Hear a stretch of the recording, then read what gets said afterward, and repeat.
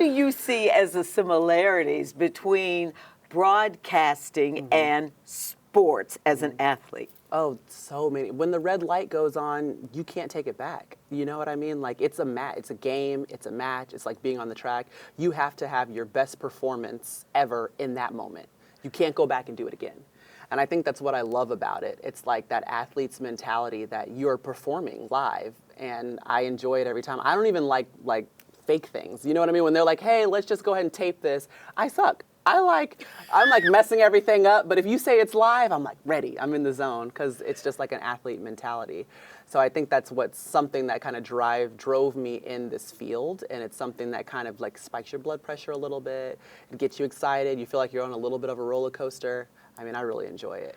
Now, you're known for your versatility. You know, most sportscasters have one area that is their area that they know very well. Yeah. You can cover anything and anybody. How did you develop that skill? Early on, very early on, even when I was working at Georgia, my job was to cover every single sport. So that meant equestrian. Like I was taking a camera to the equestrian barns and talking to them about their upcoming meets. I covered our tennis, gymnastics, obviously football, basketball, but it was every single sport. So that's kind of where I started. And obviously being an Olympic sport athlete, Olympic sports are important to me. Like I feel very tied to them. But also very early on, I was like, I wanted to understand every aspect of being on-air personality. So I knew I wanted to be an analyst, but I was like, but if my boss called and said, can you do play-by-play? Could you host this? Could you report on this? I wanted to be able to do everything. So anytime an opportunity came up, I would jump at it. And a lot of times, girl, you know, I didn't know what was going on. Like they were like, can you come and do this lacrosse match? Yes, absolutely. And then I'm like Googling lacrosse for dummies.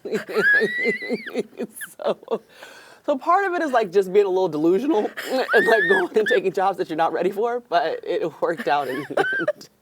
Well, you have three women I know you're very fond of, Yes. Robin Roberts, Pam Oliver, and Lisa Salters.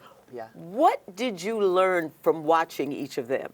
Let's go ahead and add you onto that list because thank you. I'm serious. Before I ever knew that this was something that I wanted to do, I mean, I woke up every morning, middle school, high school, I watched you. You know what I mean? Like I've watched you, I've grown up seeing you. And so for me, it wasn't like this stunning weird thing that a black woman's on TV doing anything because that's where I grew up and that was home.